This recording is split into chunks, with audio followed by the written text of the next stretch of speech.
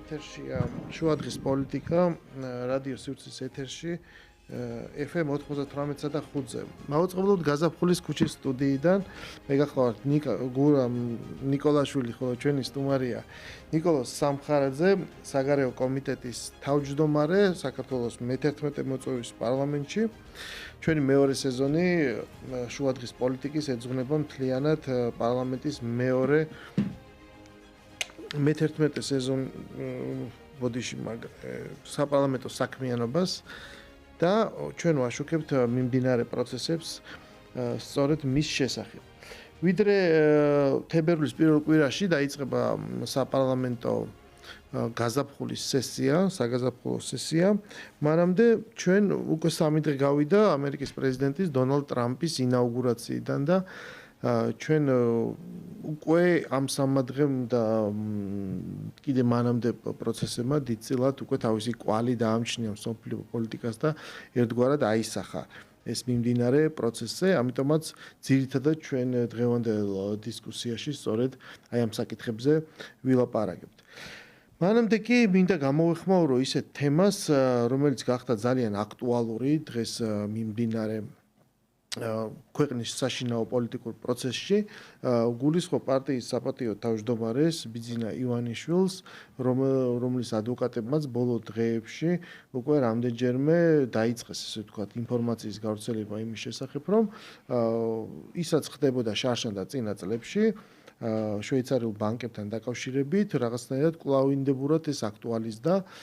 ეს საინტერესოა პლუს იმ დროსაც, როცა დღეს აგრეთვე მიმდინარეობს სასამართლო დავა ბიძინა ივანიშვილსა და მის ყოფილ ერთ-ერთ მმართველ გიორგი ბაჩიაშვილს შორის, სადაც დიდი რაოდენობით ბიტკოინებზე არის ლაპარაკი. მოკლედ, როგორც ჩანს, ეს ფინანსური მარყუჟი, თუ შეიძლება ესე ითქვას, ქართველი ბიზნესმენის, მეცენატის და ქართული ოცნების დამფუძნებლის მიმართ გარედან საგარეო აქტორების მხრიდან გამოიყენება როგორც პოლიტიკურ ინსტრუმენტად და ბერკეტად და ბევრი როდესაც შაშან და იმის წინა წლებში იყო ლაპარაკი იმაზე, რომ აი თავის დროზე როგორ შვეიცარიულმა ბანკმა როგორ რაღაცა დააკარგინა ფული, ლაპარაკი იყო მაშინდელ მმართველზე, პატრის ლესკადრონზე, რომელიც შემდეგ დამნაშავედ ცნეს ამ თანხის დაკარგვაში, ის დაიჭირეს, შემდეგ მან თავი მოიკლა ციხეში და გაუჩინარდა ამგვარად ასპარეზიდან.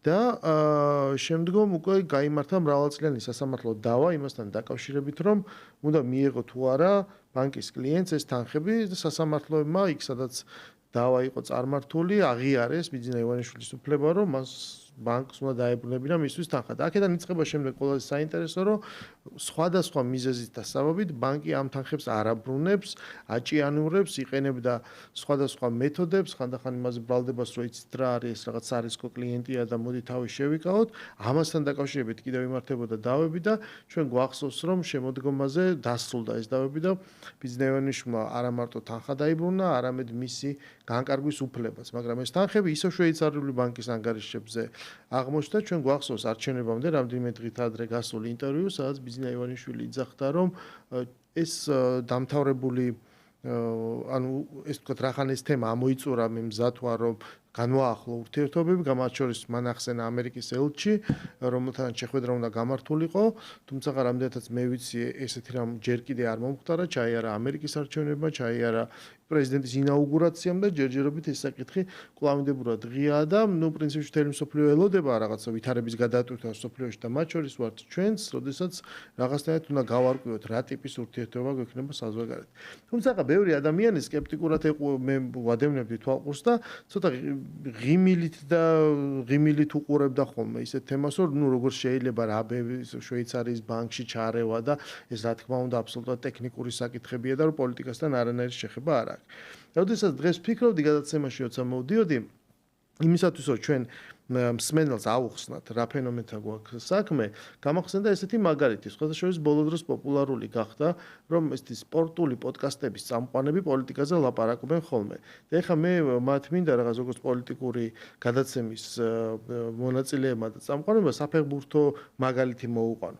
მათ ალბათ ახსოვთ, რომ 2015 წელს იყო FIFA-ში მორიგი არჩევნები, სადაც მაშინ ზე ბლატერი კვლავინდებულად ცდილობდა რომ შეენარჩუნებინა პრეზიდენტის პოსტი და მაშინ მოახერხა კიდევაც, მაგრამ რამდენიმე დღით ადრე, 3 დღით ადრე ამერიკის ფედერალური ბიუროს მიერ, ანუ იქაურ პროკურატურაში აღძრული საქმის გამოყენებით შევიდნენ ერთ სასტუმროში შვეიცარიაში და დააკავეს FIFA-ს დაახლოებით 9 თუ 7 ესეთი აქტიური წევრი, მე მათ შორის დააკავეს ერთ-ერთი დიდი ფედერაციის აღმასრულებელი დირექტორიც, რომელსაც მე მისცა ეს ჩვენებები და ამან მოკლედ ისე იმოქმედა ამ საქმეებით ლაპარაკი კორუფციულ სკანდალებზე, რომ შემდგომ უკვე ბლატერს მოუწია ვადამდელი არჩევნების დანიშვნა, მანამდე ის გადააყენეს და მოკლედ ის თანდათანობით აღმოჩნდა ჩამოცილებული ამ საქმეს.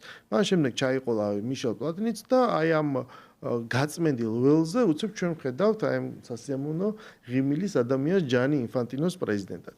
და აქ ჩვენი მსმენელი ინაუგურაციაზე იყო ტრამპის. კი, აი ტრამპის ინაუგურაციაზე რო იყო, მაგამდე მივდიოდი მე, რომ ტრამპის ინაუგურაციაზე დავინახე, მე სწორედ მაშინ გამახსენდა ეს შემთხვევა.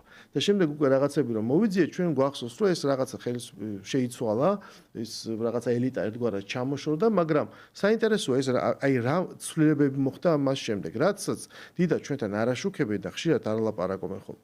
ლაპარაკია იმაზე, რომ თანდათანობით დაიწყო ლაპარაკი, რომ თუ კი იქ საუბარი იყო ფინანსურ რაღაცა გარიგებებზე თუ ინტერესზე, რატომაც გახსოვს ყატარში ჩატარებულ ჩემპიონატს რამხელა გამოხმაურება მოყარო, რატომ მიეცით ყატარს, ხომ არ არის თამზე ლაპარაკი ამოწეს რუსეთის თემა. და საბოლოო ჯამში გაიწელა საკითხი, რომ 2026 წელს ამერიკისთვის უნდა მიეცას ჩემპიონატის ჩატარების უფლება და რაღაცა სხვა ტიპის ურთიერთობის ნაცვლად უცებ ჩვენ ვნახეთ ხმაურიანი ეს პროკურატურის მიერ დაწყებული გამოძიება, რომელთაც აიძულეს და ბოლოს ამერიკა მიიღო ამის ჩატარების უფლება. ლაპარაკი წავიდა იმაზე, რომ იცით რა არის, შვეიცარია თითქოს აღარ არის კარგი ქვეყანა, იმიტომ რომ უჭირთ არაშვეიცარლებს დასაქმება FIFA-ს სათავო ოფისში, და ამიტომ ხო არ დავიწყოთ ლაპარაკი, რომ გადავიტანოთ ეს ოფისი შვეიცარიიდან. ამაზე რამდენიმე წელია უკვე მიმდინარეობს ლაპარაკი, ეს ჯანი ინფანტინოს ინიციატივით. და მინდა გითხრათ, რომ უკვე ნაწილობრივ ერთ-ერთი ოფისი გაიხსნა ჯაკარტაში, ხოლო FIFA-ს სამართლებრივი დეპარტამენტი, რაღაც გარკვეული ნაწილი, გადავიდა უკვე მაიამიში. ანუ წარმოიდგინეთ, ის თუ იქაური იურისდიქციით უნდა იმოქმედოს. ანუ თანათაით ამერიკული გავლენები როგორ გაძლიერდა, ეს არის ყველაზე მკაფიო მაგალითი. მე ძალიან ორ სიტყვაში ვახსენე ეს кейსი, მაგრამ თუ იმეს ეს დააინტერესებს, სავსეა ინტერნეტი ამ მასალით და შეუძლიათ მოიძიონ, მაგრამ მე ეს მოვიყვანე როგორც მაგალითი, ვიღაცას რომ მიაჩნიათ, რომ როგორ შეიძლება თან შვეიცარიაში ჩარევა, FIFA-ს მაგალითი არის ყველაზე კარგი და მკაფიო, რანაირად შეიძლება მოხდეს, რომ თითქოს ყველანაირად დაცული უამრავი საერთაშორისო ორგანიზაციის ესე ვთქვათ, იქ არსებული მმართველობის პირობებში, იმიტომ რომ ეს ქვეყანა ძალიან კარგი მასპინძელი იყო აქამდე 1815 წლიდან, ეს ქვეყანას ამ ქვეყანას არ მიუღია არანაირ ომში ან კონფლიქტში მონაწილეობა, ან სარგებლობს ნეიტრალური სტატუსით და პირიქით ყველა რაღაცნაირად იქ ახერხებს ამ პირობებით სარგებლობას 200 წელიწადზე მეტია, მაგრამ აღმოჩნდა და ეს ყველაზე მეტად აღმოჩნდა FIFA-ს მაგალითზე, რომ ძალიან კარგად შეიძლება იქ ჩარევა სხვადასხვა მეთოდების გამოყენებით. კი თქვა ამერიკამ, რომ იცი, კი ჩვენი იურისდიქცია არ ვრცელდება, მაგრამ სამაგიეროდ ბანკების ტრანზაქციებზე ვრცელდება ჩვენი იურისდიქცია და იქ რაღაცა ქრთამზე რო გვაქვს ეჭვი, ჩვენ სწორედ ამას გავყევით და ამითი მოვახერხეთ. და ეხლა უკვე ჩვენ ვხედავთ, რომ ჩემპიონატიც ამერიკაში ტარდება და FIFA-ს ძალიან მნიშვნელოვანი განყოფილებაც უკვე გადავიდა ამერიკის შტატებში. აი ამ ფონზე საერთოდ არ არის უცნაური ის, რომ შესაძლოა გავლენა ქონდეს და ჩვენ გვახსოვს, როდესაც ამერიკაში სანქციებზე იყო ლაპარაკი, ერთ-ერთი ცალკე გამოყოფილი გრაფა, ჯერ კიდევ ბაიდენის ადმინისტრაციის დროს, ჩაიდო ბიძინა ივანიშვილთან დაკავშირებით, რომ თუ რამეს ხო ზოგადი იყო ეს სანქცია და თან პერსონალური, ესე ვთქვათ, ან ოჯახზე და რაღაც ბიზნესი არ ვრცელდებოდა, მაგრამ ცალკე გრაფათა ჩაიწერა, რომ აი ეს თანხა რაც მან მოიგო სასამართლოებში, აი სწორედ ამ თანხის განკარგვის უფლება მას უნდა შეზღუდო და ჩვენ ვიცით, რომ როდესაც დავა მიდიოდა შვეიცარიულ ბანკ კრედიტ სვისთან და ის გაკოტრდა ამასობაში, ყველაზე დიდი ბანკი რაც არის შვეიცარიული UBS-ი მან წაიღო მისი აქტივები და ეს ჯულიუს ბარი რომელზეც ეხლა მიდის უკვე ლაპარაკი რომ ის კვლავინდებურად იწყებს უკვე ამ პრაქტიკას თქო ამ თანხების გაჩერების ეს არის დიდით ეხლა უკვე მეორე ბანკი რა ანუ სია რომ ნახოთ ყველაზე გავლენია ანუ აი ეს საკითხები და ამის დაძრა ისევ ჩვენ რაღაცნაირად გადავყავართ იმ მდგომარეობაში რაც ჰქონდა ჩვენ არჩევნებამდე როცა ჩვენ ამ საგარეო ჩარევას ძალიან სერიოზულად თუ რაღაცა ვამხელდით, ლაპარაკობდით, მიუთითებდით გარკვეულ ნიშნებზე და რომელიც კაცმა არც როგორ გაგრძელდებოდა, რომ არ დაწეოდა ამასობაში ამბავი, რომ იქ სადღაც ვაშინგტონში, ანუ იმპერიის დედაქალაქში რაღაცები იცვლება. ანუ ნიკა მე ცოტა გამიგრძელდა ეს შესავალი და ამიტომ მინდა ძალიან ზოგადი კითხვით გადმოვიდე შენთან, რომ შენ როგორ აღიქვი ეს ამერიკაში მომხდარი ცვლილება, რამდენად მოსალოდნელი იყო და რას ხედავ ეხა, ანუ რა მასშტაბს ცვლილებებისა პოლიტიკაში, რაზე შეიძლება აისახოს და რა შეიძლება მოველოდეთ. მადლობა მივესალმები ჩვენს მსმენელს. პირველ რიგში უნდა ითქვას, რომ თანამედროვე მსოფლიოში არათუ ფინანსები, არათუ სპორტი, არამედ არ არსებობს სფერო, რომელიც არ იყოს დაკავშირებული საერთაშორისო პოლიტიკასთან. იქიდან გამომდინარე, რომ ამ გლობალიზაციის პროცესებმა მოიტანა ამ სფეროების და ინტერესების ურთიერთ გადაჯაჭვულობა. ჩვენ ახლა FIFA-ს მაგალითი განვიხილეთ, შევხედოთ ოლიმპიურ თამაშებს. ოლიმპიურ თამაშებზე ახალი დისციპლინების დამატებაც მათ შორის ხდება პოლიტიკური განსჯის საკითხი, იმიტომ რომ ახალი დისციპლინების დამატება გვინდა ეს ჩვენ თუ არ გვინდა კონკრეტულ ქვეყნებს აძლევს შესაძლებლობას რომ უფრო მეტი მედალი მოიპოვონ და სწორედ ამის გამო ესეც ხდება ხოლმე რაღაცა პოლიტიკური ვაჭრობის საკითხი. ამიტომ იმის თქმა რომ თქვათ შვეიცარიული ბანკები იქნება ეს FIFA იქნება თუ ნებისმიერი სხვა მნიშვნელოვანი მსოფლიოს ჯანდაცვის ორგანიზაცია აგერ თუნდაც რომ ეს ორგანიზაციები მხოლოდ და მხოლოდ თქვათ ფეხბურთზე ჯანდაცვაზე და სხვა ანუ მის ასე ვთქვათ ნიშურ საკითხებზე არიან ორიენტირებული და საერთაშორისო პოლიტიკა მათ არ ეხებათ რა თქმა უნდა ეს მცდარი მოსაზრება იქნება. რაც შეეხება ამერიკის არჩევნებს და რაც შეეხება ტრამპის გამარჯვებას ჩემთვის პირადად ეს მოსალოდნელი იყო მიუხედავად იმისა რომ რა თქმა უნდა ბოლო წუთამდე არ ვიცოდით მე იქ ვიმყოფებოდი ვაკვირდებოდი არჩევნებს როგორც ეუთოს დამკვირვებელი და მართლაც ბოლო დღემდე არ ვიცოდით ვინ გაიმარჯვებდა მაგრამ პირადად მე მქონდა მოლოდინი რომ გაიმარჯვებდა ტრამპი იმიტომ რომ მე კარგად ვიცნობ ამერიკას და მე ვიცი რომ ამერიკა არის და ამერიკული საზოგადოება არის ძალიან კონსერვატორული საზოგადოება და მე შემიძლია ვთქვა რომ ჩვენ ქართულ საზოგადოებასაც რომ შევადაროთ მე ვფიქრობ რომ ამერიკული საზოგადოება უფრო მეტად კონსერვატორულია ვიდრე ქართული საზოგადოება. შესაბამისად მათთვის ეს ასე ვთქვათ ლიბერალური დღის წესრიგი რომელსაც დემოკრატები მთელი ამ 4 წლის განმავლობაში ასე ვთქვათ წინ წევდნენ ბევრი მათგანისთვის და როგორც აღმოჩნდა უდიდესი უმრავლესობისთვის აღმოჩნდა მიუღებელი. არა იმიტომ რომ ისინი ვთქვათ ლიბერალურ დღის წესრიგს ებრძვიან, არამედ იმიტომ რომ ეს მასშტაბი საერთოდ გაცდა ლიბერალიზმის არს.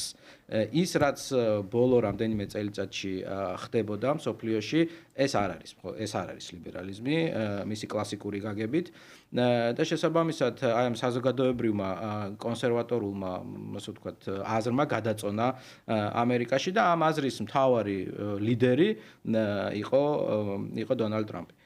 შესაბამისად ძალიან ბუნებრივია რომ ტრამპმა გაიმარჯვა ამ არჩევნებში და ძალიან ბუნებრივია და მოსალოდნელია რომ პირველი ნაბიჯები რომელიც მან გადადგა აგერ ბოლო 2-3 დღეში სწორედ ამ ასე ვთქვათ კონსერვატორული პოლიტიკის და კონსერვატორული აზრის შესაბამისად არის გატარებული.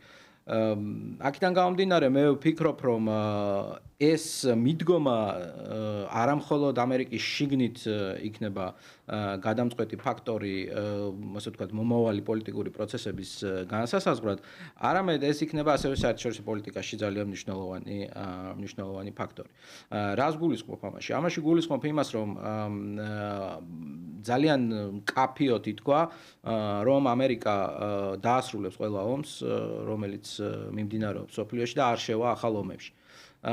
იმიტომ რომ ეს ასე ვთქვათ ომები ვერ აძლიერებენ ამერიკას და პირიქით როგორც ასე ვთქვათ ტრამპი და მისი გუნდის წარმომადგენლები არიან შიგნით ასუსტებენ ამერიკას.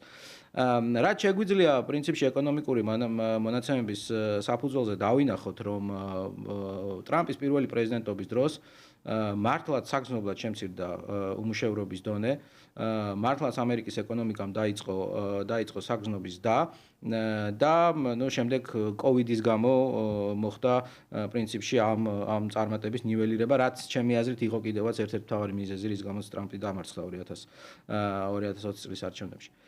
და საერთაშორისო პოლიტიკაში მას სურს, რა თქმა უნდა, ამერიკის გავლენის დაბრუნება. დღეს ჩვენ კარგად ვხედავთ, რომ მსოფლიოში გამოჩნდნენ ალტერნატიული ძალები, რომლებსაც აქვთ პრეტენზია, რომ ამერიკის ჰეგემონია, ასე ვთქვათ, ჩაანაცვლონ, დაამარცხონ. და ამ, ასე ვთქვათ, ჰეგემონიის დამარცხების ერთ-ერთი მთავარი კოზირი, რომელიც ამ ძალებს უჭირავთ ხელში, არის ის, რომ ამერიკა დაცილდა ტრადიციულ ფასეულობებს და ამერიკა დაცილდა იმ ფასეულობებს, რომლებზეც კაცობრიობა იდგა ამდენი ხნის განმავლობაში, ხო? შესაბამისად, ეს კოზირი, ასე ვთქვათ, რომელიც აი ამ ალტერნატიულ ძალებს უჭირავს, ის ძალიან კარგად ესმის და ძალიან, ასე ვთქვათ, კარგად აცნობიერებენ ამას ბევრი განვითარებადი ქვეყნის წარმომადგენელი. იქნება ეს აფრიკაში, ლათინურ ამერიკაში, აზიაში თუ ასე შემდეგ.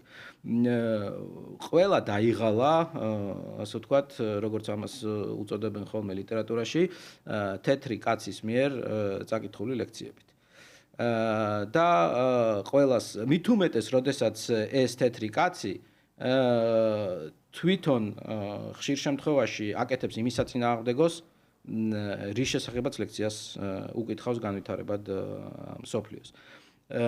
ამიტომ ამ შემთხვევაში აქ საუბარი არის უკვე ზოგადად ნდობის ეროზიაზე, როგორც ამერიკის შეერთებული შტატების მიმართ, ასევე ზოგადად დასავლეთის მიმართ და ამიტომ ეს, ასე ვთქვათ, კონსერვატორული პოლიტიკა სწორედ იქითკენ იქნება მიმართული, რომ ეს პროცესი შეაჩეროს.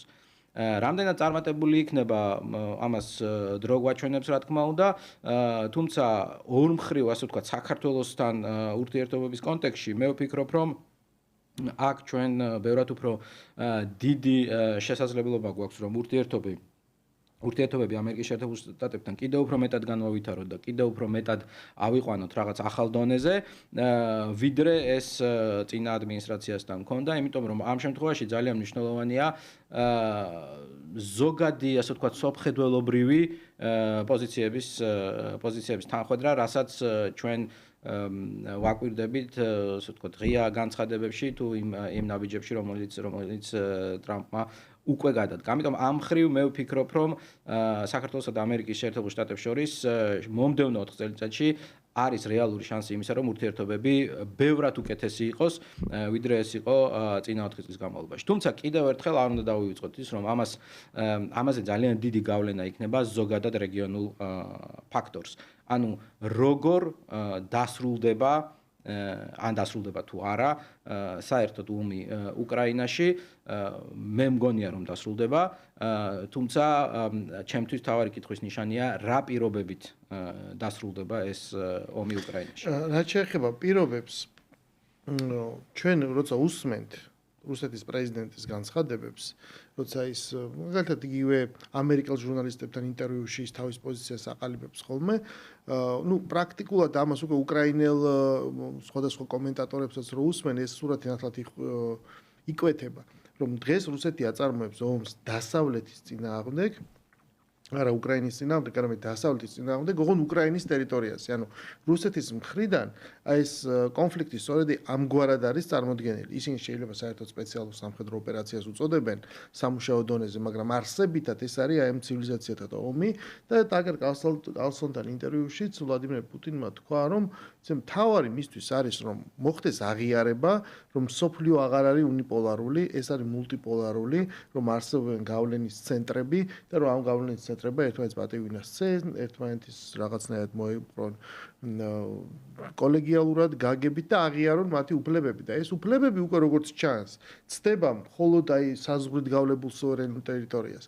დიდი ქვეყნები იძახიან, რომ მათ გააჩნიათ კიდევ უფრო რაღაც სხვადასხვა გავლენის სფერო, სადაც შესაძლოა მათ არ შელახონ, ან შელახონ სუვერენიტეტი რომელიმე ქვეყნის, მაგრამ ყოველ შემთხვევაში მნიშვნელოვანია, რომ ეს ქვეყნები იყვნენ ერთგვარად მათთვის კომფორტულ მდგომარეობაში საგარეო პოლიტიკის თვალსაზრისით.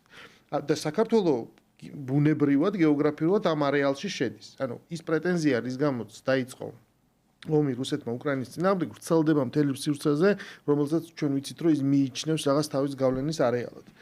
მაგრამ დღეს ძალიან საინტერესოდ ვრცელდება მოვლენები, რომ გარდა იმისა, რომ ბაიდენის ადმინისტრაცია დამარცხდა და სწორედ ამ ადმინისტრაციის დროს დაიწყო ომი, ასევე იყო სხვა პრემიერ-მინისტრი იყო დიდ ბრიტანეთში, რომლებიც ძალიან მკაფიოდ დააფიქსირეს საომარი პოზიცია და დღეს უკვე ჩნდება ინფორმაცია, რომ აღმოჩნდა, რომ ზელენსკი წუხს, რომ ვეღარ მოხდება ნატოში გაწევრიანება, რომ ის თავждნობს მოტყუებულად, რომ ის გადააგდეს.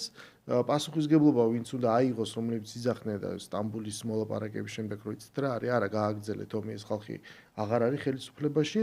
ანუ აი ეს მთელი ეს ყველაფერი უნდა გამოასწოროს და ამ დროს ჩვენ ვიღებთ დონალდ ტრამპს, რომელიც ძალიან ბევრწილად წააგავს კიდევაც იმ თავის კონკურენტს, იმიტომ რომ ის ისევე აცხადებს პრეტენზიებს. ჯერ კიდე კაცმა არ იცის რა მეთოდებით მოახერხებს ამ გავლენის მიღებას, მაგრამ ის ამ პრეტენზიებს ერთგვარად აცხადებს.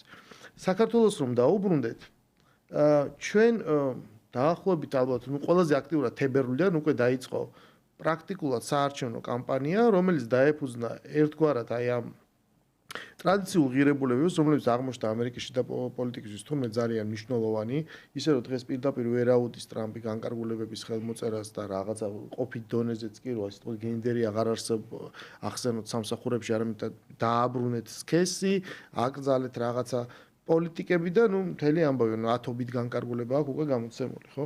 უამრავი მიმართულებით. ჩვენ რა გავაკეთეთ? ჩვენ ერთგვარად გამოვიცანით ის პროცესი, სადაც მივიდოდა 2024 წლის ბოლოს მსოფლიო და რაღაცნაირად ავირჩიეთ ეს მხარე და დავადექით ეს პრაგმატულ პოლიტიკას, ღირებულებების ნაწილი ერთი და საგარეო პოლიტიკაში, ასე ვთქვათ, მშვიდობიანობის პოლიტიკა. ჩვენ არ ყოფილიყავით გამაღიზიანებელი, არ მიგვეცა არც რუსეთისთვის საბაბი, რომ მას რაღაცა ჩვენთვის დაედო ბრალი ერთგვარ რაღაცა მილიტარიზმში და რაღაცა საომარ მხარეზე ყოფნაში. და წლის ბოლოს ჩვენ მივიღეთ აი ეს სურათი, იქ გამარჯვებულია ტრამპი, უფრო მეტად ლაპარაკობენ უკრაინაში ომის დასრულებაზე, ხოლო უკრაინა უფრო მეტად ლაპარაკობს, რომ მან პრაქტიკულად ყველაფერი დაკარგა. ვერაფერში ის ხეირს ვერ ხედავს. აი საქართველოს აი ამ კონტექსტში მიმართებაში თან დღეს როცა ჩვენ ამაზე ვლაპარაკობთ, ჯერ კიდევ ის პრობლემები, რაც გამოყვა 2024 წლიდან, ეს კვლავინებურად ჯერჯერობით ძალაშია, იმიტომ რომ ისევ ჯერჯერობით დიალოგი არ დაწყებულა, რაღაცა უცხო ქვეყნის საელჩოები დუმან, პარლამენტის ლეგიტიმაციაც, რაც ძალიან დიდ მნიშვნელობას ანიჭებენ, საგარეო ლეგიტიმაციას, ჯერჯერობით არ ჩანს. ანუ რამდენად სწორად იარა საქართველოს 2024 წელს და ის რაც გამოყვა პრობლემები, როგორ ხედავ შენ, რა საფუძველი არსებობს მათი გამოსწორების? პირველ რიგში ვიტყვი, რომ მთავარი ინდიკატორი იმისა, რამდენად სწორად იარა საქართველოს არის ის, რომ დღეს საქართველოში არის მშვიდობა. და საქართველოს არ არის ომის ქარცეცხლში გახვეული. და თბილისში დღეს არ ფრიალებს რუსეთის დროშა, იმიტომ რომ ამის ძალიან დიდი ალბათობა არსებობდა ჩვენ რომ არასწორად მოქცეულიყავით და ჩვენ რომ ასე ვთქვათ აი ამ ბეწვის ხიძე, რომელზეც გავიარეთ 2022 წლიდან მოყოლებული, ერთი მცდარი ნაბიჯი გადაგვედგა. შესაბამისად, ჩემთვის მთავარი ინდიკატორი არის სწორედ ეს. ჩვენ რეალურად ბოლო წლების განმავლობაში შემიძლია ესე უხეშად თქვა, რომ ჩვენ არც საშინაო პოლიტიკა გქონდა, არც საგარეო პოლიტიკა გქონდა, ჩვენი მთავარი პოლიტიკა იყო გადარჩენის პოლიტიკა, რომ როგორმე ჩვენი სახელმწიფო გადარჩენილიყო აი ამ ძალიან დიდ ომს და დიდ დაპირისპირებას, რომელსაც რუსეთში, როგორც ჩვენ მართებულად თქვი, აღიქვავენ არა დონბასის, ასე ვთქვათ, ან რუსულენოვანი მოსახლეობის დასაცავად წარმოებულ ომს, არამედ აღიქვავენ როგორც ომს დასავლეთთან და არა მარტო რუსეთში. ესეც ძალიან მნიშვნელოვანია გლობალური კონტექსტის გასაგებად, იმიტომ რომ შეგვიძლია ვთქვათ, რომ პრინციპში BRICS-ის ყველა ქვეყანაში და ასე ვთქვათ, განვითარებადი ქვეყნების ძალიან დიდ ნაწილში ეს ომი სწორედ ფასდება როგორც რუსეთსა და დასავლეთის დაპირისპირება. და მაშინ, როდესაც საქართველო არის ამ დაპირისპირების, ასე ვთქვათ, თეატრში და რეალურად ეს დაპირისპირება ჩვენს რეგიონში მიმდინარეობს, ძალიან რთული იყო, რომ ეს პოლიტიკა გაგვეტარებინა. რაც შეეხება გამოვიცანით თუ არა, მე ამას გამოცნობას არ დავარქმევდი, ჩვენ უბრალოდ გავითვალისწინეთ ჩვენი საზოგადოების განწყობები და ჩვენი საზოგადოების, ასე ვთქვათ, ჩვენი საზოგადოების ფასეულობები. იმიტომ რომ ის რასაც გვიკიჟინებდნენ მათ შორის არასამთავრობოების ხელით კონკრეტული, ასე ვთქვათ, მოთამაშეები დასავლეთიდან, ის მიუღებელი აღმოჩნდა ქართული საზოგადოების ძალიან დიდი ნაწილისთვის. შესაბამისად, ჩვენ ვიმოქმედეთ იმ განწყობების, ასე ვთქვათ, საპირწონედ კი არა, იმ განწყობების გასაძლიერებლად, რა განწყობებიც ჩვენი საზოგადოების უდიდეს უმრავლესობას ჰქონდა. აქ არ არის ლაპარაკი იმაზე, რომ ვთქვათ 55%-ს მიაჩნია, რომ ეს ასე უნდა იყოს და 55% წინააღმდეგია. ხო, აქ საუბარია 90 და მეტ პროცენტზე ქართული საზოგადოებისა, რომლისთვისაც აი ეს რაღაცა მართლა ყურით მოთრეული საკითხები, ეს დედა თუ მამა მართლა სასაცილო თემად იქცა, მაგრამ ფაქტია, რომ დადგა ეს საკითხი და ამერიკის პრეზიდენტს მოუწია ბრძანების გამოცემა, რომ ეს რა ქვია, კაცი და ქალი და სქესი დააკანონეთ, ასე ვთქვათ, იმაში, ხო? ამ ფედერალურ სამსახურებში. და რაც არ უნდა სასაცილოდ მიგვაჩნდეს ეს ამბავი, ჩვენ გავხდით აი ამ შეტევის მონაწილე და ეს შეტევის უბრალოდ ობიექტი ხერპლი და ამიტომ სწორედ აქედან გამომდინარეობდა ჩვენი პოლიტიკა. ეს არ იყო მარტო წინასაარჩევნო რიტორიკა. ხო, შეიძლება იფიქრო, რომ წინასაარჩევნოთ ეხა პოლიტიკური პარტიის მთავარი ამოცანა არის, რომ მოიგოს არჩევნები. და შესაბამისად, მან ისეთი წინასაარჩევნო კამპანია უნდა აწარმოოს, რომელიც მოსახლეობის უმრავლესობისთვის იქნება მისაღები, რათა მან შემდეგ ხმა მოგცეს. მაგრამ ეს არ იყო მხოლოდ და მხოლოდ წინასაარჩევნო კამპანიისთვის გამიზნული რიტორიკა და პოლიტიკა და ეს ასევე არ იყო მხოლოდ და მხოლოდ ამერიკის, ასე ვთქვათ, მომავალ ადმინისტრაციაზე გამიზნული პოლიტიკა და რიტორიკა. ეს იყო ჩვენი საზოგადოების რეალური სურვილების ასახვა პოლიტიკაში, რომელიც დღესაც არის ეფუძნება ამ შედარებით, ასე ვთქვათ, კონსერვატორულ ღირებულებებს და უფრო მეტად პატივს სცემს აი ამ ტრადიციულ ქრისტიანულ ფასეულობებს, რომელზეც არის დამყარებული როგორც ამერიკა, ასევე ევროპა. სხვათა შორის შეიძლება ითქვას, რომ რაც შენ აღწერე, რომ ჩვენ დავინახეთ უმრავლესობის, ესე ვთქვათ, მიდრეკილება, ფასეულობების სურვილები, ზუსტად იგივეა გაკეთებული დონალდ ტრამპს. იმიტომ რომ დონალდ ტრამპი თავისი ბიოგრაფიით საერთოდ არ წარმოადგენდა საუკეთესო მაგალითს აი ამ განწყობების, ხო? მაგრამ ის დიდი ხანია ეძებს თავის პოლიტიკურ პლატფორმას, უკვე ლამის 40 წელია და ეხლა უკვე კიდევ მეტი და პირველი პრეზიდენტობის დროს ეს ტრენდი ეგრეთ წოდებული უკვე დაწყებული იყო პოლარიზაციისაც, კონსერვატული ღირებულებებისაც, სად იყო დონალდ ტრამპი, როცა Fox-ი თქვათ ამას შექმნის დღიდან და ხო ამ მიმართულებას და მან რაღაც ძალიან კარგი ეს თქო ქორწინება შედგა, ხო მან ითამაშა ერთგვარად ამ განწყობებზე, შექმნა თავისი პოლიტიკური პლატფორმა სწორედ აი ამ მიდრეკილებების ასახვით და იმ ძალებსაც ის გამოადგათ ლიდერად, იმიტომ რომ მან მოიტანა თავისი ის რაღაც გარკვეული ქარიზმა თუ გავლენა, რამაც აღწია საუკეთესო ლიდერად და ჩვენ უნდა გვახსოვდეს, რომ მან პირველ რიგში რესპუბლიკურ პარტიაში მოიგო კონკურენცია, იმიტომ რომ ძალიან ბევრი განსხვავებული მიდრეკილების ადამიანები არიან და მისი პირველი პრეზიდენტობის მერეც ეს დარჩა ანტიტრამპისტული განწყობები. ანუ ის იგებს როგორც აი ამ კონსერვატორულ ნაწილში ეს ტრამპიზმი, ასევე ცხადია რომ მე ეს უკვე ამარცხებს იმ მეორე ლიბერალურ დემოკრატიულ ნაწილსაც. აი ეს დაპირისპირება თითქოს ყველგან აისახება თან გლობალურ სამყაროში ეს ინფორმაცია ძალიან სწრაფად ვრცელდება. ხო ერთგვარად, იმიტომ რომ ვეღარ იტყვი რომ ეს რაღაც ამერიკის შიდა საქმეა და ჩვენ არ გვეხება. რაც არ უნდა იყოს იქ, ხო უკვე ეს რაღაცნაირად გადაეცემა და თან აღმოჩნდა რომ ჩვენ გვაქვს ძალიან მნიშვნელოვანი მაკავშირებელი ხიდი. ანუ უკვე თუ ათასობით არა, ათობით ათასი ადამიანი აღმოჩნდა აი ამ ბოლო პერიოდში გამჭვირვალობის კანონთან დაკავშირებულ ბატალიებში გამოიკვეთა, რომ თუნდაც ძალიან ბევრი ბენეფიციარი არის აი ამ დიდი ქსელის, რასაც ქვია, ის დღის წესრიგი, რაც მოდის დასავლეთიდან, მოდის ამერიკიდან, აქ არიან ადამიანები, რომლებიც სხვადასხვა საქმიანობით არიან დაკავებულები, მაგრამ მთლიანობაში ქსელურად დაკავშირებული არიან დღის წესრიგთან და პოლიტიკასთან, იმ დონეზე, რომ მათ უჭირთ რო კითხო არიან აბსოლუტურად თავისუფლები, არიან საქართველოს მოქალაქეები და ზრუნავენ საქართველოზე, მაგრამ ნებისმიერ კითხვაზე პასუხის გაცემა უბრალოდ უჭირთ თუ არ აქვს ინსტრუქცია. ანუ სანამ ეხლა მეტროპოლიტიდან ჩამოვა რაღაც პირდაპირი დირექტივა, ესენი ხედავენ რომ იქ რაღაცა შეიცვალა, მაგრამ დირექტივა ჯერ არ მოსულა რომ კი, მაგრამ ეს თუ არ ვთქვათ, აბა როგორ ვთქვათ?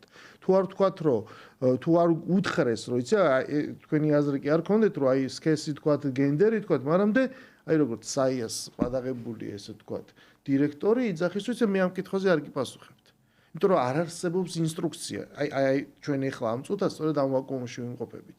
კი, ტელევიზორში ხედავენ რომ იქ საერთოდ სხვა რამე ხდება, მაგრამ პირდაპირ ამის ასახვა და თარგმნა, იმიტომ რომ არათავისუფალი ადამიანებთან გვაქვს ლაპარაკი, ეს ვეღარ ხერხდება. იმიტომ რომ პასუხს ვერ ვიგებთ ჩვენ.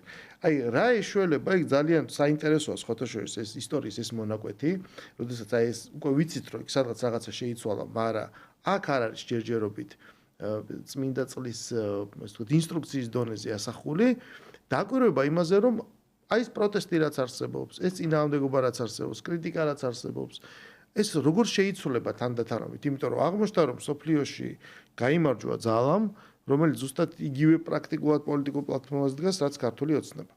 აღმოჩნდა რომ სოფლიოში გეოპოლიტიკის თვალსაზრისით სწორედ იმგვარად შეიძლება დიდი ალბათობით შეიცვალოს ვითარება, რასაც აპელირებდა ქართული ოცნება, რომ თავარი არის ჩვენი ინტერესი, ჩვენი უსაფრთხოება და არა რაღაცა საარისკო, რაღაცა ვენჩურებში შესვლა, ხო, რომ იქ რაღაცა თვითმფრინავების გაგზავნა, რიტორიკის გახისტება, მეტი სანქციის დადება, რაც შენ გაქცევს ერთგვარად ტრულ ქვეყანად, იმ პირობებში, როცა ისედაც მტრად ხარ შეფასებული. შენ ქონდა ომი, ყველაზე დიდი მეზობელთან, შენ არ გაქვს დიპლომატიური ურთიერთობა, ნუ არ აღიქმები რა იმ სივრცის ნაწილად, იმ 2008 წლის შემდეგ.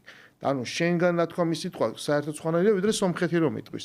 რომელს თქვა რომ არა, მე ევროკავშირში მინდა და კი ჩავიდა, მე ვნახეთ საგარეო საქმეთა მინისტრი ლავროვთან ერთად დაყენებული პრესკონფერენციაზე და ესე პუნქტებრივად როგორ გადაუსვა ხაზი ყველაფერს, რომ იცით არა და ეს რაღაცა კერძო ინიციატივა ყოფილა თურმე. ანუ აი ამ პირობებში რა მოლოდინი შეიძლება გქონდეს, აი როგორ ფიქრობ შენ, რომ როგორ შეიძლება გაგრძელდეს ევროპაზე როგორ შეიძლება აისახოს პირველ რიგში ეს ცვლილებები, იმიტომ რომ ტრამპის გუნდში ჩვენ ხედავთ ადამიანებს, რომლებიც აი ესე ჩვენთან რო ჩარევას ეძახდნენ და რუმინეთში მაგალითად რო ჩარევას ეძახდნენ, რომელიც მე საერთოდ ვერც დადასტურდა, რომ იმ ძალის მხრიდან იყო ჩარევა, ანუ იქ პირდაპირ ხდება ეს ჩარევა, რომ პირდაპირ მისი უახლოესი ეს თანამებრძოლი დონალდ ტრამპის, ილონ მასკი პირდაპირ იძახის, რომ მე აი ამ ძალას უჭერ გერმანიაში მაგალითად მხარს და ეს ძალას რაღაც კარგი რეპუტაციით ევროპაში არ სარგებლობს. აი ეს ევროპაზე რა გავლენა შეიძლება იქონიოს აი ამ პროცესმა. პირველ რიგში რომ ვისაუბროთ ეგრეთ წოდებულ არასამთავრობო სექტორს. სხვა შორის გუშინ მოვესწა ასე ვთქვათ X-ზე, ყოფილ Twitter-ზე იყო განხილვა და რამოდენიმე აღმოსავლეთ ევროპელი ასე ვთქვათ ექსპერტი წუწუნებდა პირდაპირ რომ აი ამ 90 დღით დაფინანსების შეჩერებამ შეიძლება გამოუსწორებელი შედეგები მიაყენოს სამოქალაქო საზოგადოებას აღმოსავლეთ ევროპაში. რაზეც შემდეგ ძალიან ესეთი ენამოსრებული პასუხი გასცა ერთ-ერთმა ასევე მკვლევარმა და ექსპერტმა და უთხრა რომ თუ აღმოსავლეთ ევროპის ეგრეთ წოდებული სამოქალაქო საზოგადოება დამოკიდებულია მხოლოდ და მხოლოდ ამერიკის დაფინანსებაზე, მაშინ ის არ ყოფილა აღმოსავლეთ ევროპის სამოქალაქო საზოგადოება, არამედ ყოფილა ამერიკის შეერთებული შტატების რაღაცა ინსტრუმენტი პოლიტიკური მიზნების გასატარებლად. სწორედ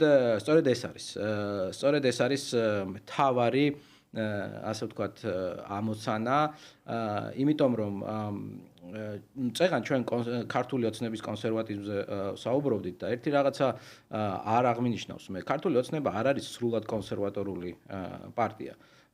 იმიტომ რომ მაგალითად ეკონომიკაში ქართული ოცნება არის ძალიან ლიბერალური, ასე ვთქვათ, პოლიტიკის მომხრე. შესაბამისად ჩვენ აქ რაღაც საზოგადოებრივ კონსერვატიზმზე ვლაპარაკობთ, როდესაც ქართული ოცნების პოლიტიკურ ხაზზე ვსაუბრობთ. თორემ ჩვენ არ ვართ მაგალითად არც წინააღმდეგი იმისა, რომ უცხო ქვეყნის მოქალაქეები შემოვიდნენ საქართველოში, არც იმის წინააღმდეგი ვართ, რომ ჩვენ თავისუფალი ვაჭრობის, ასე ვთქვათ, შეთანხმებები გქონდეთ მსოფლიოს ძალიან დიდ ნაწილთან, არც იმის წინააღმდეგი ვართ, რომ უიზო რეჟიმი გქონდეს. ანუ ამ მხრივ ეკონომიკური პოლიტიკის მხრივ ქართული ოცნება არის ლიბერალური პოლიტიკის მომხრე. და იგივე ეხება არასამთავრობო სექტორთან ურთიერთობასაც. ჩვენ როდესაც არასამთავრობო სექტორთან ურთიერთობაზე ვსაუბრობთ, ჩვენ ვამბობთ, რომ ეს არასამთავრობო სექტორი, ან სამოქალაქო საზოგადოება, როგორც მას უწოდებენ, მართლაც სამოქალაქო საზოგადოება უნდა იყოს და უნდა ასახავდეს ქართული საზოგადოების ნება-სურვილებს. და არა იმას, თუ რომელ კონკრეტულ დონორს რა კონკრეტული პოლიტიკური ხაზის გატარება მოუნდება საქართველოში. ამიტომ მე ვფიქრობ, რომ ეს გადაწყვეტილება 90 დღით შეჩერების შემდეგ ძალიან საინტერესოა არგუმენტაცია, რატო შეაჩერა 90 დღით დაფინანსება, იმიტომ რომ იქ წერია, რომ ეს ხშირ შემთხვევაში გამოსაძიებელია ეს დაფინანსება რამდენად შეესაბამებოდა გაცხადებულ მიზნებს და ასევე ქმნიდა თუ არა ამერიკის შეერთებული შტატებისთვის არახელსაყრელ გარემოს მესამე ქვეყნებთან ურთიერთობაში და ხო არ უძაბავდა პირიქით პარტნიორული ურთიერთობის განვითარების მაგივრად ხო არ უძაბავდა ეს ურთიერთობებს აი მესამე ქვეყნებთან. ამიტომ მე ველი რომ მოხდება რეალურად კრისტალიზაცია აი ამ სეგმენტისა და მე მართლა მჯერა რომ მნიშვნელოვანია რომ ქვეყანაში არსებობდეს აქტიური სამოქალაქო საზოგადოება, რომელიც საზოგადოების კონკრეტული სეგმენტების ნება, სურვილს და მათ შორის პროტესტს და მათ შორის უკმაყოფილებას გამოხატავს მთავრობის მიმართ, იმიტომ რომ ეს ერთ-ერთი ასევე დამატებითი ბერკეტია იმისა, რომ მთავრობა მოусმინოს ხალხს და გაიგოს რა არის ხალხის წუხილი. სამწუხაროდ საქართველოში ჩვენ ასეთი სამოქალაქო საზოგადოება არ გვყავს. და ჩვენი არასამთავრობო სექტორი რეალურად არის, ასე ვთქვათ, ჩამოკიდებული აი ამ რაღაც ეფემერულ საგარეო პოლიტიკურ თითქოს დაპირისპირებაზე, რომ ჩვენ რაღაცა რუსეთში მივდივართ, ჩელიაბინსკში გავიღვიძებთ და მსგავს სისულელეებზე, რომელსაც არანაირი, ასე ვთქვათ, ფუნდამენტი და საძირკველი არ აქვს. მაგრამ არც ერთი გაიხსენეთ, რომელი NGO ლაპარაკობს მაგალითად განათლების პრობლემებზე. ან რომელი NGO ლაპარაკობს გარემოს დაცვის საკითხებზე, ან რომელი NGO გვთავაზობს რაღაცა ესე ვთქვათ რეცეპტს, როგორ გავაუმჯობესოთ ჩვენ ინფრასტრუქტურა, ან სოფლის მეურნეობა, ან დასაქმების პოლიტიკა.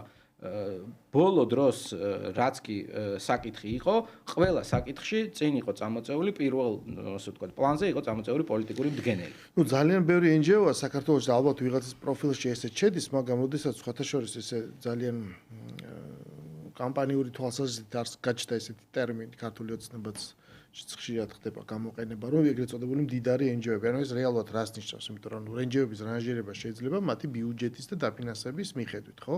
თუ არსებობს რაღაც ალბათ შეიძლება არასამთავრობო ორგანიზაციის სტატუსი აქვს, სიტყვაზე ელკანას, რომელიც რაღაც იშვიათ ჯიშებზე მუშაობს ან ასე შემდეგ, ანუ ის დონორისგან რა ფულს იღებს და თქვათ რას იღებს ისვედი თუ რას იღებს საერთაშორისო გამჭვირვალობა, ეს აბსოლუტურად განსხვავებული მასშტაბია და იმას მოყვება თავისი დღის წესრიგი, რომელიც მერე ხდება ერთგვარი ინსტრუმენტი პოლიტიკური ოპოზიციისთვის, რომ აი ამითი შემდეგ ისარგებლოს და ჩვენ ბოლო პერიოდში ვნახეთ ანუ სრული ქორწინება იმ დონის შერწყმა, რომ პირდაპირ აქციაზე, ანუ უკვე მედია, რომელიც უნდა იყოს შუამავალი, მედიუმი, გადამცემი ინფორმაციის, რომელიც უნდა დასვას კითხვები, არასამთავრობო სექტორი, რომელიც არ არის სამთავრობო სექტორი და მანაც რეკომენდაციით უნდა დაეხმაროს სხვა სექტორს და პოლიტიკური პარტიები, რომელიც პირდაპირ იბრძვიან, ცხადია ხელისუფლების შეცვლილად, აღმოჩნდნენ აბსოლუტურად ერთმანეთში გადაზელილი და გაერთიანებული და რასთავარია დღეს შეიძინეს ძალადობრივი დღის წესრიგი. ანუ ეს ხო დღეს შევეჩვიეთ ამას, რომ აბა რა, უნდა გადავტეხოთ, უნდა გადავატრიალოთ, უნდა შევცვალოთ, იმიტომ რომ როგორც ახსენე, მივდივართ ამ ჩელიაბინსკში. ამას წინათ იყო, ამას წინათ რა წინ თუ გუშინ ინტერვიუ იმედის დამფუძნებელთან და რეაქცია რაც მოყვა ამ ინტერვიუს, რომ თურმე ჟურნალისტმა როგორ ვერ შეძლო რაღაცა რესპონდენტის თრევა, როგორ ვერ შეძლო რესპონდენტის კუთხეში მიმწყდება, ანუ აი ეს შეფასებები მოვისმინე ათობით. ეს უკვე ნიშნავს, რომ რა დონეზე არის გამრუდებული აღქმა სამყაროში, რომ ჟურნალისტს, რომელიც ერთადერთი ფუნქცია არის, რომ დასვას კითხვები, ისე როგორც ის ჩათვლის საჭიროდ და აჩვენოს, ანუ შენზე თუ ეს რეაქცია გამოიწვია, ესე იგი მიუღწევია იმ ჟურნალისტის შედეგი გაჩვენა შენ. სად აქვს სუსტი წერტილი, სად არის პროპაგანდა შენი წარმოდგენით და აღქმით წარმოგიდგინა რესპონდენტი. ანუ ლარი კინგი ამერიკაში იმიტომ ითვლებოდა ერთ-ერთ ჟურნალისტიკის ერთ-ერთ მეტრად, რომ ის ახერხებდა ესეთი ღია კითხვების დასმას ძალიან ლაკონურად და წარმოიჩინა თავისი რესპონდენტი. ის რაც დასავლეთში არის სათნოება, ჩვენთან მიჩნეულ იქნა დასავლეთის ადეპტების მხრიდან ბოროტებად. რომ ამ ჟურნალისტმა როგორ ვერ მოაძრო თავი რესპონდენტს. ანუ აი აქ ვართ მისული და ესეთი ადამიანები ერთგვარად ლოგიკა თითქოს გასაგებია, როგორ მოხდა ეს დეგრადაცია და მივიდა ადამიანი აქამდე, მაგრამ მეორეს მხრივ ეს საზოგადოება და ეს არსად არ წავა. ანუ რა უნდა მოხდეს ჩვენ ქვეყანაში საზოგადოებრივი გამთლიანების კუთხით, რომ ადამიანებმა თანამედროვე სამყაროს და ცივილიზაციის რომ გამოვედით ამ საბჭოთა კავშირიდან, გავიგე აბსოლუტურად უცხო სამყაროში, უამრავი უბედურება ამის გამო გადავიტანეთ, მაგრამ ელემენტარული აი ნავიგაციის ინსტრუმენტები და ორიენტირები შევიძინოთ, რომ სამყარო როგორ არის მოწყობილი ეს პლანეტა, ხო უნდა ვიცოდეთ, რომ შედგება ქვეყნებისგან, ეს ქვეყნები არიან სუვერენულები, ზოგს მეტი გავლენა აქვს, ზოგს ნაკლები, ყველას აქვს თავისი ინტერესი, რომელსაც აღწევენ სხვადასხვა მიზნებით. ანუ როდის უნდა მივხვდეთ, რომ ეს სამყარო არ არის რაღაცა რელიგიურ ჟურნალებში რო ხატავენ ხოლმე 6-4-ს, ხო იცი, რაღაცა ლომი და კრავი სადაც ერთად ძოვს. მაგრამ ჩვენი მთავარი პრობლემა ისაა, რომ აღმოჩნდა, რომ არსებობს საზოგადოების ნაწილი, რომელიც გამოდის გარკვეული დროშით და რომელიცაც აი ეს იდენტობა ცოტა ცდება ამ ეროვნულობის და ქვეყნის ფარგლებს და იძენს რაღაც გარკვეულ, არ ვიცი როგორ თქვა, ცოტა აი ონლაინ საქართველოში არსებულ ატრიბუტიკას. აი რა ეშველება აი ამ პროცესთან მით უმეტეს ვიცით, რომ შემოდგომაზე აგერ ისევ იქნება არჩევნები და ყველა ეს ფაქტორი ითამაშებს თავის როლს. მე ვფიქრობ, რომ ამას ასე ვთქვათ ძალიან ახლო მომავალში სურათი დიდად არ შეიცვლება. იქიდან გამომდინარე, რომ სამწუხაროდ ამ ადამიანების დიდ ნაწილს არ აქვს სურვილი, რომ რეალობა მიიღონ ისე როგორც არის. და სულ მუდმივად აი ამ რაღაც შეთქმულების თეორიაში ცდილობენ, რომ ამყოფონ ჩვენი საზოგადოების ერთი ნაწილი. მე ვფიქრობ, რომ ოდნავ მაინც, ასე ვთქვათ, თვალი რომ აეხილოთ ამ ადამიანებს, ვფიქრობ, რომ ომის დამთავრება უკრაინაში რაღაცა დოზით შეცვლის მათ წარმოდგენებს. მე ხავ საუბრობ აბსოლუტურად, ასე ვთქვათ, გულწრფელ ადამიანებზე, რომლებსაც არ აქვთ პოლიტიკური დღის წესრიგი. და არიან ასეთებიც, ხო? ხა გარდა იმისა, რომ იქ არიან მედიები, პოლიტიკური პარტიები და არასამთავრობოები, რომლებიც შეზრდილები არიან პოლიტიკურ პარტიებთან, ეს გასაგებია და ეს სეგმენტი, რა თქმა უნდა, ისევ გააგრძელებს ბრძოლას იმისთვის, რომ მოვიდეს ხელისუფლებაში. აქ ხა არაფერი გასაკვირი არ არის და ამის ცვლილებას ჩვენ არ უნდა ველოდოთ. თუმცა ამ სეგმენტის უკან ასევე დგანან ადამიანები რომლებსაც არ აქვთ ეს სურვილი, რომ აუცილებლად ეხლა თვითონ უნდა მოვიდნენ ხელისუფლებაში, თუმცა კონკრეტული წარმოდგენების გამო, რომელიც მათ შეუქმნეს ან შეექმნათ, ისინი, ასე ვთქვათ, ამ დღევანდელ ვითარებას ხედავენ როგორც ტრაგიკულ ვითარებას და აი ამ ტრაგიზმის, ასე ვთქვათ, აღქმა მათ შეეცვლებათ მაშინ, როდესაც ომი დამთავრდება უკრაინაში და მაშინ, როდესაც ისინი მიხვდებიან, რომ არ არსებობს, ასე ვთქვათ, აბსოლუტური ბოროტება და არ არსებობს აბსოლუტური სიკეთე ამ მსოფლიოში, როდესაც საუბარია საერთაშორისო ურთიერთობებზე და როდესაც საუბარია ქვეყნებზე, ხა ჩვენ აქ რელიგიურ და ბიბლიურ ჭეშმარიტებებზე არ ვსაუბრობთ, ხო? აქ ჩვენ ვსაუბრობთ ქვეყნებს შორის ურთიერთობებზე და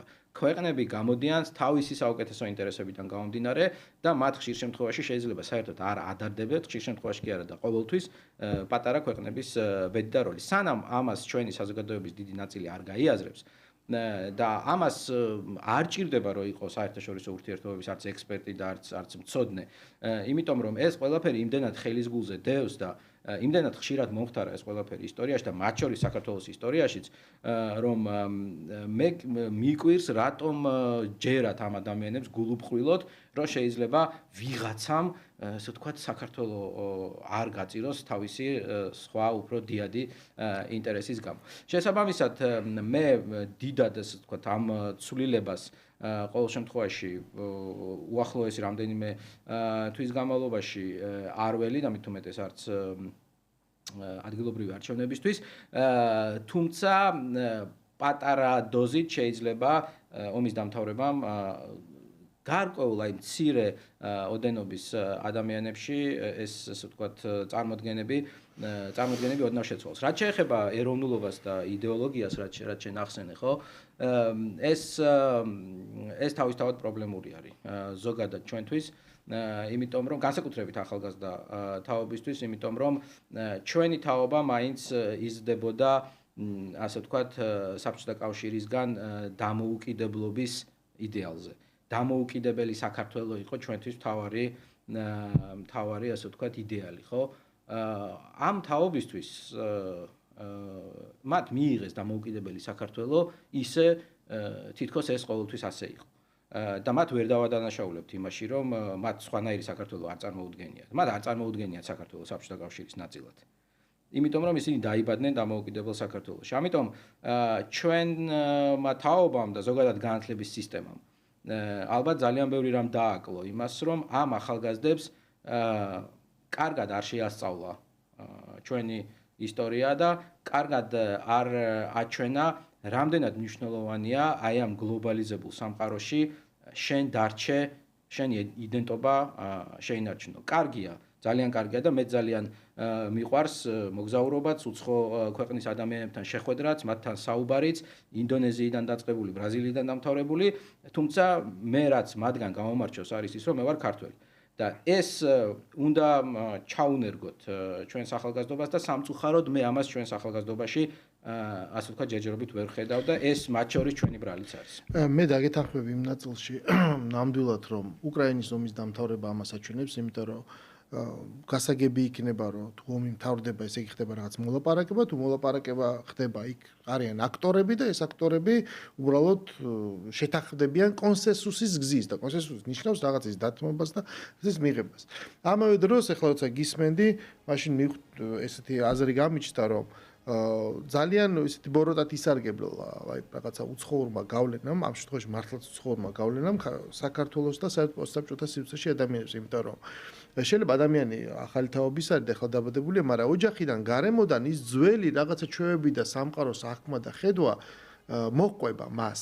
რაღაც თითქოს გენეტიკურად იღებს.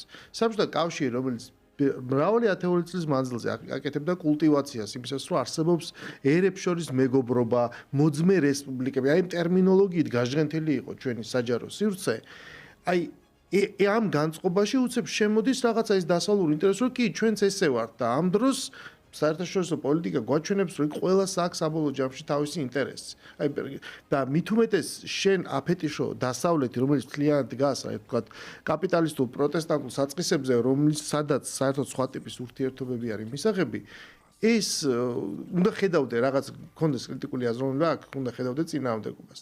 როცა პრეზიდენტ ტრამპი ამბობს, რომ იცი რა არის, მე კი ამერიკის პრეზიდენტი პირველ ვიზიტს ყოველთვის თქვა ბრიტანეთში ახორციელებს, ან თქვა კანადაში, მაგრამ თუ გადამიხდით ფულს აწინათ იქ წამოვალთ და წინაზე ესე გადამიხადა საუდის არაბეთმა, უნდა მიხვდე, რომ იქ ყველაფერი იყიდება რა.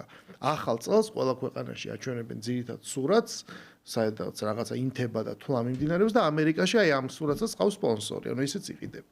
მოკლედ, ეს ცოტა გადაუხვია. დიდი მადლობა ნიკას სტუმრობისთვის, საინტერესო ეთერისთვის. ჩვენ ცხადია კიდევ სამომავლოდ გავაგრძელებთ, იმიტომ რომ ძალიან დინამიურად განვითარდება ნამდვილად მოვლენები, მაგრამ დღეს გემშვიდობებით დავბრუნდებით ეთერში ორშაბათს შუადღის პოლიტიკით.